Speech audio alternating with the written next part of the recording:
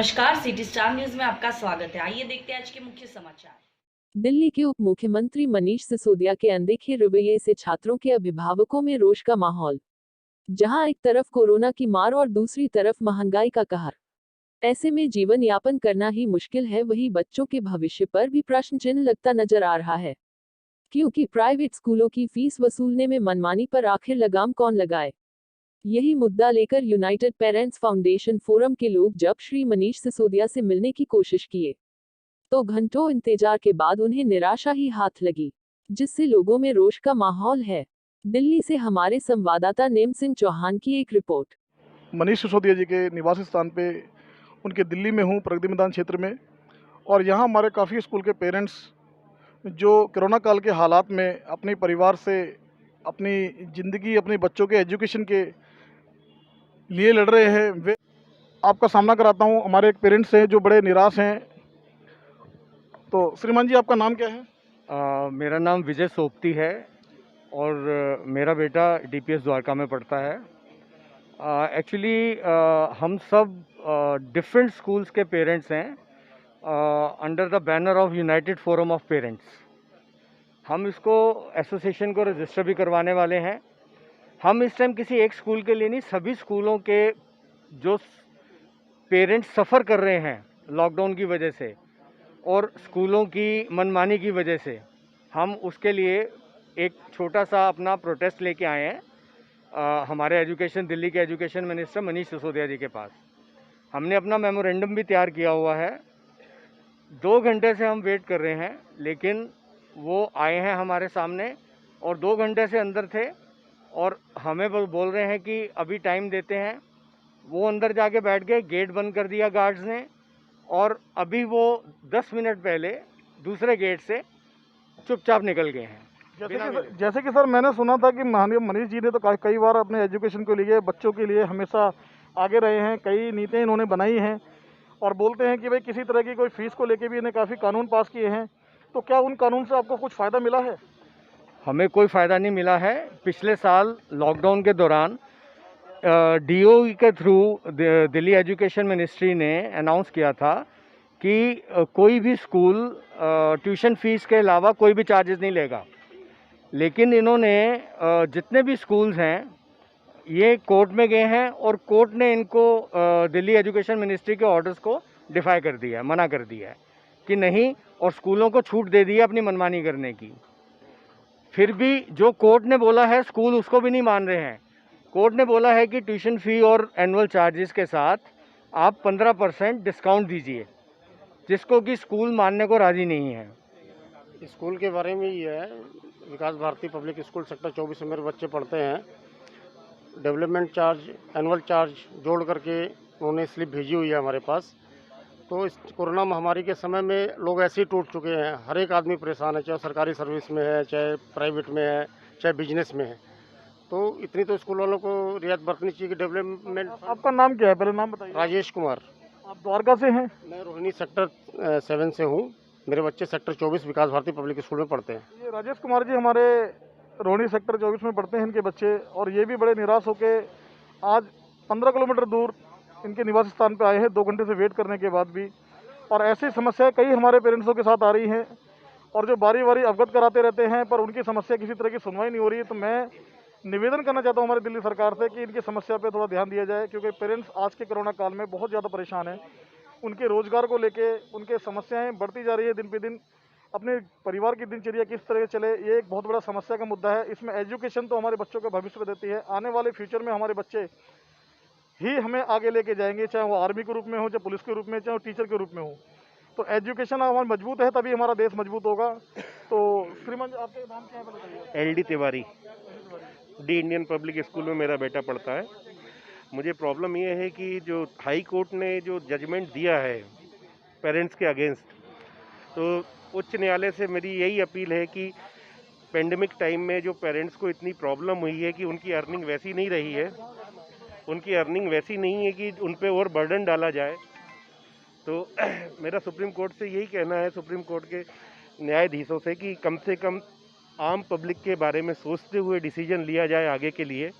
क्योंकि यदि किसी का एक बच्चा है तो अप्रॉक्सीमेटली उसको 12,500 से 15,000 रुपये मंथली पड़ेगा। कुल मिला के हर और परेशान अपने दो बच्चों में 30,000 रुपये महीना कम से कम ट्यूशन फी और सब एनुअल चार्जेस, डेवलपमेंट चार्जेस जो इन्होंने ब्रेकअप के हिसाब से इंस्टॉलमेंट में कन्वर्ट किया है, 6 मंथ की इंस्टॉलमेंट, वो भी 2020-2021 से लेके 21-22 दोनों की मिला के यदि देनी पड़ती है तो एक पेरेंट्स पे कम से कम 30,000 रुपीज़ का कम से कम बर्डन पड़ेगा। सर मैं समस्या समझ रहा हूँ कि सबसे बड़ी समस्या फैमिली आदमी चलानी की है। परिवार की रोजगार को लेके ही समस्या हो रही है कि आदमी की इनकम है नहीं और स्कूल के बर्डन इतने ज़्यादा पड़ रहे हैं कि पेरेंट्स अपने बच्चों से नज़र नहीं मिला पा रहे उनके एजुकेशन को लेके। जब बच्चा बोलता है कि पापा मेरा स्कूल कब चालू होगा, मैं स्कूल जाऊँगा नहीं जाऊँगा, ये बड़ा सवाल है बच्चों का अपने पेरेंट्स के प्रति, और पेरेंट्स का जवाब इनके पास नहीं है। तो उसके प्रति आप क्या कहना चाहते हैं? जी, मैं कहना चाहता हूँ, मेरे बच्चे सेक्टर 24 के डी इंडियन स्कूल में पढ़ते हैं और मैं बच्चे के सामने में ये चीज़ देखता हूँ कि पेमेंट के लिए बार बार आजकल स्कूल मैनेजमेंट ऐसे घटिया स्टेप ले रहे हैं कि जो टीचिंग स्टाफ है उनको फ़ोन करते हैं, उनको फोर्स करते हैं कि बच्चों को कहें, और बच्चों के सामने बच्चे का फीस के कारण जो दिमाग में ऐसा प्रेशर बनता है कि हमारे पेरेंट ने पैसे नहीं दिए हैं और इस टाइप के बनाते हैं। हमारे दिमागी रूप से हमारे बच्चे बड़े विकलांग टाइप में हो रहे हैं कि उनका समस्या परेशान करते हैं और बच्चे फिर क्लास से बाहर कर दिया जाता है और दूसरे बच्चों को बताते हैं कि इसने फीस नहीं जमा किया गया है इसलिए नहीं बाहर कर। बच्चों में कुल मिला के एक हीन भावना पैदा हो रही है आपस में कि किसी के परिवार के बच्चों ने फीस पे कर दी है, किसी ने पेरेंट के ऊपर इतना लोड हो जा रहा है। पेरेंट सर ये आपकी मांग पत्र क्या है? मेरा नाम हितेश कौशिक है, मैं एक NGO से हूँ, क्रांति अगेंस्ट करप्शन, और हम काफ़ी लंबे समय से फाइट करते आ रहे हैं एजुकेशन सेक्टर में। जैसा कि स्कूलों को सरकार से ज़मीन मिली थी no profit no loss basis पे स्कूल चलाने के लिए, जैसे कि शिक्षा का कमर्शलाइजेशन नहीं हो सकता, लेकिन आज के परिक्षेप में हम देख रहे हैं कि सभी स्कूल मोटे मुनाफे के अंदर तब्दील हो गए हैं। ये तभी पता चलेगा जब स्कूलों का स्पेशल इंस्पेक्शन किया जाता है as per the Delhi school education act के सेक्शन 190 में सब सेक्शन 6 जो कहता है कि सभी स्कूलों का 3 साल के अंदर ऑडिट होना चाहिए, फाइनेंशियल इरेगुलरिटी भी और अदर्स भी। एक परफॉर्मा बना हुआ है। अभी एक कालका पब्लिक स्कूल था जिसका हमने ऑडिट करवाया था, जिसके अंदर करोड़ों रुपए का घोटाला सामने आया लगभग। सर ये बहुत चर्चा का विषय है और इस तरह की समस्या हमारे पेरेंट्सों के साथ आज दिन आती रहती हैं। और आप दिखाता हूँ कि हम डिप्टी CM के गेट के बाहर हैं और CM साहब ऑलरेडी अपने कार्यस्थल पे जा चुके हैं। यहाँ पे पेरेंट्स लोग काफ़ी 2 घंटे से वेट कर रहे थे, उनको किसी तरह की अनुमति नहीं मिलने की, और उनको पहले आश्वासन दिया गया था कि अभी उनसे थोड़ी देर में हम मिलते हैं, पर ऐसा नहीं हुआ। और मैं उम्मीद करता हूं दिल्ली सरकार से कि इनकी आवाज़ सुनी जाए और इनके प्रति जो कार्य है वो करना चाहिए। तो दिल्ली सरकार से मैं उम्मीद करता हूं अपने चैनल के द्वारा कि ये पेरेंट्सों की समस्या है, इनको जल्दी से जल्दी निवारण किया जाए। धन्यवाद। जय हिंद जी, नमस्कार। मेरा नाम पीयूष है, मैं United parents foundation forum of parents को रिप्रेजेंट कर रहा हूँ। अभी दिल्ली में जिस हिसाब से अभी स्कूलों ने आतंक मचाया हुआ है, पिछले 1 साल से जिस तरीके से उन्होंने अपनी मनमानी करी, शासन के आदेश का पालन करने की कोशिश की ज़रूर, मगर आधे मन से, और कितनी यातना और प्रताड़ना उन्होंने दी है, बच्चों के मन को कितना हर्ट किया है और पेरेंट्स को खास तौर से कितना उन्होंने जलील किया है लिटरली, ये कभी भी एक्सेप्टेबल हो नहीं सकता। किसी भी देश के सुशासन की 4 मेन स्तंभ होते हैं: न्यायपालिका, कार्यपालिका, विधानपालिका और उस देश का मीडिया। इन चारों पालिकाओं में से किसने पेरेंट्स का साथ दिया है? दिल्ली में जब ऑक्सीजन भी नहीं थी और पूरी पीक पे कोरोना था, उस समय पे लोगों ने एक दूसरे का साथ दिया। रात में 2-2 बजे 5-5 बजे अपने दोस्तों को, पड़ोसियों को लेकर के गए हैं ऑक्सीजन के लिए, सिलेंडर के अरेंजमेंट के लिए। लोग भागे हैं, दौड़े हैं लोगों को अस्पतालों में जगह दिलवाने के लिए।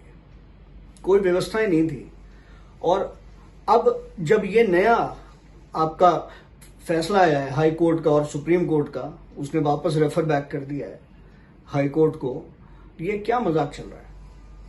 ये मतलब आंख बंद कर रखी है जो बेंच पे लोग बैठे हुए हैं, जो वकील पेरेंट्स का साथ देने के लिए आगे आ रहे हैं, वो क्या मजाक क्या चल रहा है?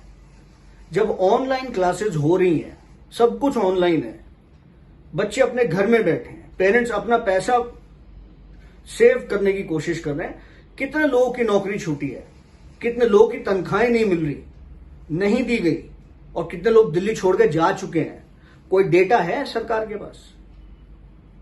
कोई सुन रहा है? किसी की कोई सुनवाई है कहीं पे? और आज अब हम कितना हर्ट हुए हैं। हम deputy chief minister Manish Sisodia ji से मिलने के लिए आए थे और हम लोग वहां से खाली हाथ लौटे हैं। उनको सब जानकारी थी कि हम उनसे मिलने के लिए आ रहे हैं। 15-20 स्कूल के रिप्रेजेंटेटिव उनसे मिलने के लिए आए थे। और ये बहुत ही शर्म की बात है कि आप लोग जिस तरीके से आंदोलन करके आगे आए थे, हम लोग कोई आंदोलनकारी नहीं है। हम लोग माँ बाप हैं और ये माँ बाप बहुत परेशान हुए हैं इस लॉकडाउन पीरियड में। और ये कैसे आप लोगों ने इसके खिलाफ आगे आकर के आप लोग जवाबदेही क्यों नहीं तय कर रहे? डिपार्टमेंट ऑफ एजुकेशन के कहने पे ही तो एनुअल और डेवलपमेंट चार्जेस पे नहीं करे थे पेरेंट्स ने। पैसे तो उस समय कट ही रहे थे लोगों के। और इस विश्वास में अब ये धोखा दोबारा से हो रहा है हमारे साथ कि अब ये देने पड़ेंगे जी, 6 इंस्टॉलमेंट में दे दो, मगर देने तो पड़ेंगे। कमाल है। ये क्या इतनी देशभक्ति का काम कर रहे हैं? सिपाहियों की तनख्वाहें कट रही हैं, डॉक्टर्स की तनख्वाहें कट रही हैं, प्राइवेट हॉस्पिटल्स में लूट मची हुई है। मैं खुद, मेरे को सामने से डॉक्टर ने बताया, हेड ऑफ डिपार्टमेंट ने, 50% तक प्राइवेट हॉस्पिटल्स की तनख्वाहें कट रही हैं। और आप ऐसे में एक्सपेक्ट कर रहे हैं कि पेरेंट्स के खेतों में खजाने कटे हुए हैं, वो निकाल करके देंगे, भले ही ये कितने बड़े माफिया को सपोर्ट मिल रहा है।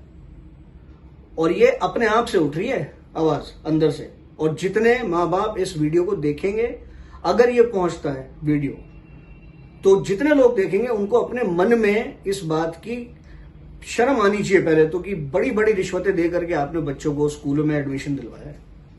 बड़ी बड़ी आप ही लोगों ने इन लोगों को मुंह में खून लगाया है। और अब इतने हजारों लाखों करोड़ रुपए उनके पास हुए कि वो क्या नहीं खरीद सकते और क्या नहीं कर सकते। मेरी रिक्वेस्ट है आपसे, न्यायपालिका अब आखिरी स्तंभ बचा है। पेरेंट्स की सुनवाई तो मीडिया कितने कर रहे हैं आप लोग देख ही रहे हैं। आखिरी स्तंभ बचा हुआ है न्यायपालिका का। अगर उसने भी अब अगर पेरेंट्स का साथ नहीं दिया, और शासन पालिका जो दिल्ली की सरकार की है, दिल्ली राजधानी है देश की, सुप्रीम कोर्ट यहां पे है, यहां जो फैसला लिया जाएगा ना, वो श्रीनगर से लेकर कन्याकुमारी तक मान्य माना जाएगा, मनवा लिया जाएगा। अब आपके ऊपर ही निर्भर करता है कि आप किस तरीके से पेरेंट्स को राहत देंगे, सुकून देंगे। जय हिंद, धन्यवाद।